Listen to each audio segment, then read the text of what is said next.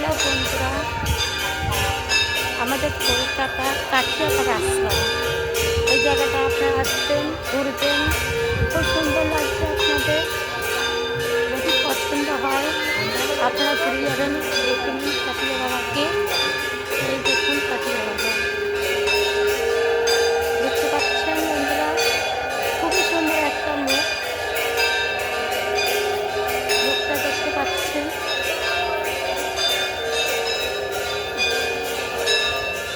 এটা হলো কাঠিয়াপাড় আশ্রম।